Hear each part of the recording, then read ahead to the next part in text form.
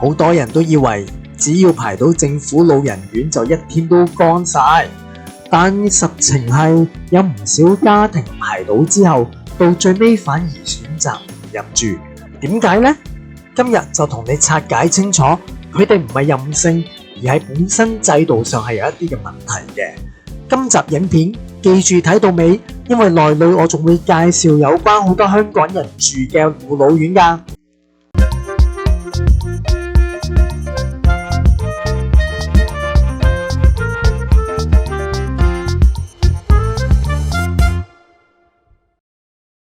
先至聲明，我以下講嘅唔係推介，亦都唔係評論任何一間嘅院舍。至於啱唔啱你或者係你屋企人，咁就建議你親身聯絡院舍去做一個實地嘅參觀啦。首先要講清楚一點先，就係排到政府老人院係一件好唔容易嘅事嚟嘅。咁好多人就將排到就當為只一定啱自己，咁其實就未必一定啱自己㗎。點解呢？原因一，地點唔啱你心水。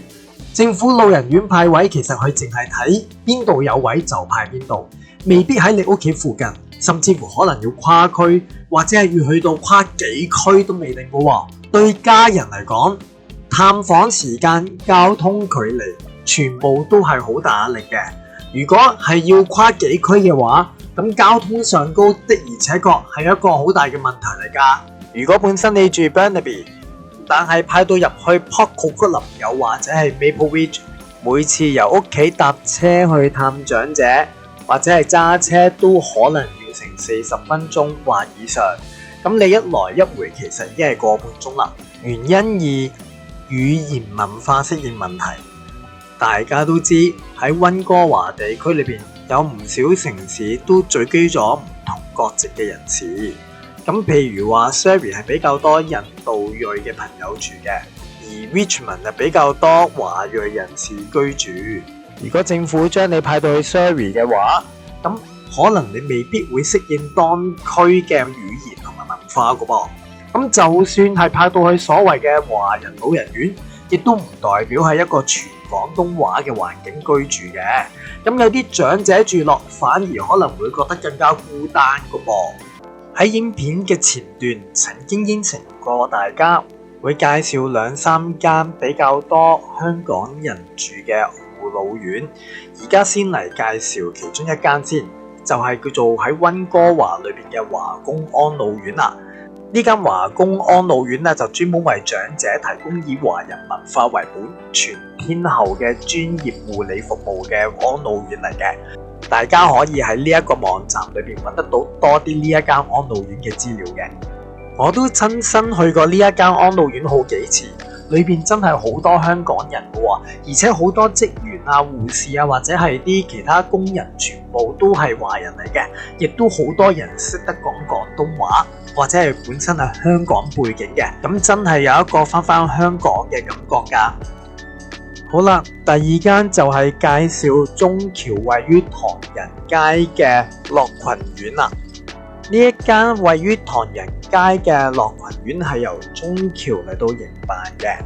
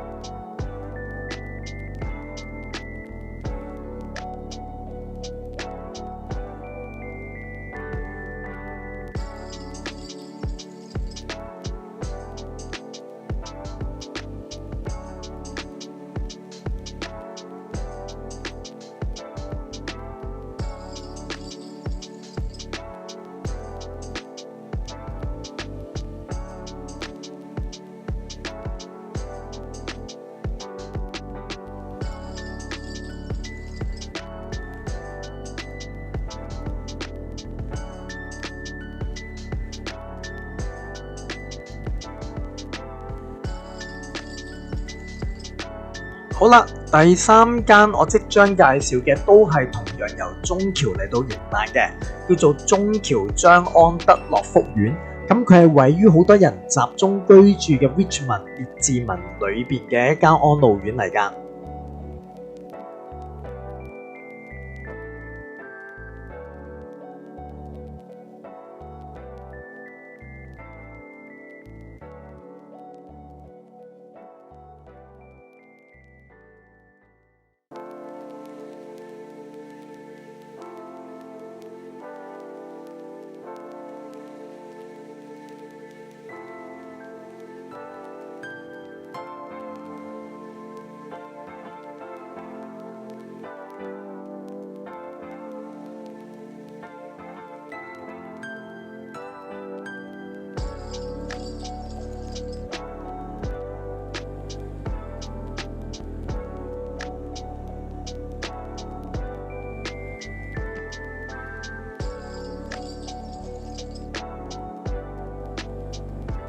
好啦，如果你話我嗰個 budget 比較鬆動啲嘅，想揾一間舒適多少少而又多華人聚居嘅護老院，咁我就可能會推介呢一間浩林翠日軒啦。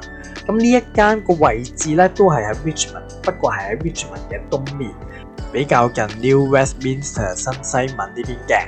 咁佢咧就係比較新落成，裏邊全部嘢都好新淨，同埋裏邊好多職員都係識得講廣東話㗎。咁加上裏邊嘅裝修都比較似一間酒店，所以佢係好適合一啲預算比較鬆動一啲嘅老友記嘅。我哋言歸正傳，講翻一啲護老院未必適合長者嘅原因先。剛剛講完頭2點，而家繼續講第3點。原因3，照顧級別未必適合。政府係根據醫療評估去派位嘅，唔係根據家庭成員嘅感受㗎噃。咁有啲長者其實都仲好有自理能力，但係就被編入住高度照顧嘅環境，咁樣反而會令到佢哋依賴咗好多嘅照顧者，咁令到佢哋咧退化得更加快㗎噃。原因4，家庭角色突然之間變成被動，一旦入住咗老人院或者護老院，好多家庭會發現自己原本可以參與照顧嘅決定，突然之間要變成跟住政府嘅流程。呢一個唔係對或錯嘅問題，而係制度嘅設計本身就係咁樣。所以排到政府護老院唔係一個終點，而係一個選擇題。最重要唔係要快，而係啱唔啱自己同屋企人。如果你而家開始諗緊呢一個嘅問題，可以留言講下你最擔心究竟係邊一樣嘢，又或者係你想討論下我剛剛介紹嗰4間比較多香港人入住嘅安老院，隨便留言話我知啦。如果你中意我哋嘅 YouTube 影片，請你 Like、Subscribe 同埋 Share 啦。